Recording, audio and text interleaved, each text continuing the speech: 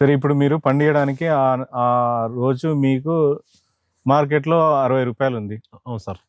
Rate, కూరగాయల rate. అవును sir. మీరు 80-90 అమ్మితే గానీ మీకు రాదు. మీ క్వాలిటీ బాగుంది. మరి మీరు అప్పుడు అమ్మినప్పుడు జనాలకు ఏమని చెప్పి అమ్ముతారు? ఏం బాబు మీ ఎక్కడ చూసిన వంకాయ లేదు మీ దగ్గర ఉందంటే, మేము చేను వాళ్ళం అమ్మ, మేము పండించిన పంట అంటే మార్కెట్ పక్కన తక్కువ ఉంది మీకు ఎక్కువ ఎందుకు అమ్ముతున్నారంటే ఏం చెప్తారు? మరి పక్కన వేసుకున్నాం మన దగ్గర తీసుకోనంటే ఎందుకు అట్లా పక్కన వేసుకోబడినా మా దగ్గర వస్తుంది డైరెక్ట్. ఏంది బాబు నువ్వు 50 రూపాయలు అర్ధ కిలో డైరెక్ట్ అన్నారు. ఇట్లా షూరు 100% అన్నారు. నువ్వు 50 రూపాయలు తగ్గిస్తావేమంటే అక్కడ 30 రూపాయలు తగ్గిస్తా అంటే నేను రేపు ఎలా సోమవారం కానమ్మా గురువారం 20 రూపాయలకు తగ్గిస్తామని అన్న. ఎందుకు అలా మాట్లాడుతున్నామంటే వాళ్ళు అమ్మింది 1 వీక్ స్టాకు నా ఫ్రెష్ మాల్. నువ్వు 10 రూపాయలు ఎక్కువ కొట్టి కొందామని ఫ్రెష్ ఉందా తినాలనుకుంటే 4 రోజులు నిల్వ ఉండాలనుకుంటే దగ్గర ఇంకో, లేకపోతే సాయంత్రం పూట ఇంకా 10 రూపాయలు తక్కువ ఇంకో అంటే అలాగినా సరే వాస్తవం బాబు అక్కడ కొంచెం డ్యామేజ్ ఖరాబ్ ఉంది ఇదే బాగుందంటారు. ఇక్కడనే అంటే ఒక రకంగా ఒక బిజినెస్ మ్యాన్ ఎట్లయితే మోటివేషన్ చేస్తే కస్టమర్ నమ్ముతారు సార్. యాక్చువల్ గా ఇండియా ఒకప్పుడు ముఖ్య వృత్తి ఇండియాది ఏదంటే వ్యవసాయమే. మెల్లమెల్లగా మారి సార్. అసలు ఫస్ట్ బిజినెస్ మ్యాన్ ఎక్కడ ప్రపంచం మొత్తంలో ఫస్ట్ బిజినెస్ ఎవరు చేసిందంటే రైతులే. పండించిన పంట తీసుకుపోవాలి, దాని బదులు ఇంకోటి బట్టలు ఇంకేమైనా పనిముట్లో ఏవో తెచ్చుకోవాలి, ఇవన్నీ అసలు ఫస్ట్. అలాంటి రైతు ఇప్పుడు బిజినెస్ మ్యాన్ లాగా ఉండట్లే. రైతు బిజినెస్ మ్యాన్ లాగా స్మార్ట్ గా మారి ఆయన పండించిన పంటని కొంచెం వాల్యూ యాడెడ్ అండ్ ప్యాకింగ్ చేసుకొని ఓన్ బ్రాండ్ క్రియేట్ చేసుకొని అమ్ముకుంటే మంచి లాభం వస్తుంది.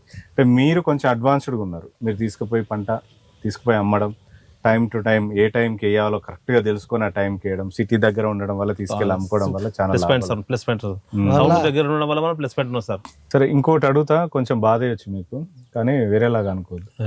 ఇప్పుడు మనకి మీది ఎగ్జాంపుల్ 1.5 ఎకరా ఉందనుకో సార్, అమ్మితే 1 కోటి రూపాయలు వస్తాయి అనుకుందాం, ఎగ్జాంపుల్ చెప్తాను. మీరు తీసుకొని బ్యాంకులు వేస్తుండ్రు, నెలకు 50,000 వస్తాయి, సంవత్సరానికి 3 లక్షలు వస్తాయి. మరి ఇక్కడ మీరు ఇంత కష్టపడ్డా 3 లక్షలు వస్తాయి, అవి తీసుకెళ్ళి వేసినా 3 లక్షలు వస్తాయి. అమ్మి బ్యాంకులో వేసుకోవచ్చు కదా భూమి. అవి మా అంటే ఒక 2-3 years లో లగ్జరీ లైఫ్ కార్ కావచ్చు, ఎంజాయ్ చేయవచ్చు.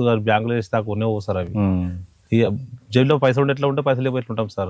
అది ఉంటే కనీసం పంట ఉంటది, లేకపోతే మన్నన్న ఉంటది. భూమి అనేది కొనలేం కదా. మళ్ళీ ముంగట పిల్లలు ఉన్నారు కదా, మనం చేసుకుపోతాం. మనకు మన అయ్యమ్మ ఇంట్రెస్ట్ వచ్చినా మనం లాఫీగా బతికినా మనం పండుకొని తింటే రోగాలు రావచ్చు, ఇలా కింద పడిపోవచ్చు. ఏం పని చేయకపోతే బలం మనిషి పోరాడితేనే ఆరోగ్యంగా ఉంటాడు సార్. పండుకొని తింటే గిట్టంగా కిడ్నీ అయిపోవచ్చు, స్టోన్స్ రావచ్చు. వాడు కొన్ని అవయవాలకు ఒక్కొక్క రకం, ఒక్కొక్క మనిషి కొన్ని రకాల వ్యాధులు ఉంటాయి సార్ వాళ్ళకి. అట్టగినా ఇబ్బంది సార్. ఏం చేయకపోతే 4 గోళ్ల మధ్యలో ఏం చేయలేకపోతారు వాడు. వాని ఆలోచన ఒకటే ఉంటది, ఇక తినాలి పడుకుంటే మాట 6 నెలలు సంవత్సరం తర్వాత ఏం పని వ్యవసాయంకి అలవాటు పడితే ఇంకా వ్యవసాయం చేయబుద్ధి అయితే తప్పితే ఆరోగ్యంగానే ఉంటారు సార్. నాకు భూమిని అమ్ముకోబుద్ధి కాదు మనకి. రైతులకు చాలా మందికి భూమి అమ్ముకోబుద్ధి, కష్టపడదు. ఇక ఇంట్లో కష్టం ఉంటే తప్పితే ఇంట్లో ఇప్పుడు ఇప్పట్లో ఇంకోటి భూమి అమ్ముకోవాలంటే రెండు పనులకు సార్. ఒకటి బిల్డింగ్ కట్టాలంటే మాక్సిమం ఇప్పట్లో మటుకు 5 గుంటలే అమ్మాలి. ఇంకోటి మాలాంటి చిన్న చిన్న కట్టాలని అమ్ముతారు, రెండుటికే సార్ మాక్సిమం. ఇక మరీ తాగుబోతు లంగా అయితే అప్పులు చేసేవాళ్ళు. అది వేరు. డైలీ ప్యాకెట్ ఇలా కష్టపడే రైతులు అయితే భూమి అమ్ముకోవాలని ఎవరు ఉన్నది కాపాడుకోవాలి, అమ్మకపోతారు ఉన్నది కాపాడుకోవాలి.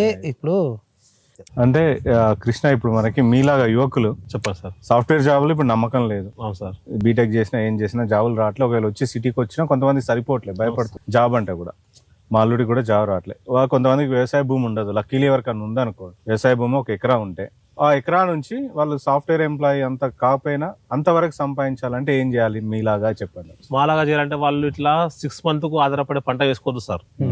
డైలీ పోదన వేసే లాంటి పంట అంటే, డైలీ పోదన వేసే అంటే ప్రతి మనిషి ఎంత గరీబు నుంచి ఉన్న స్థాయి తింటాడు, అన్నం తింటాడు. అందులోకి కావాల్సిన ఆకుర లాంటి సంథింగ్ పుదీనా కరివేపాకు అయితే నిరంతరం పంట సార్.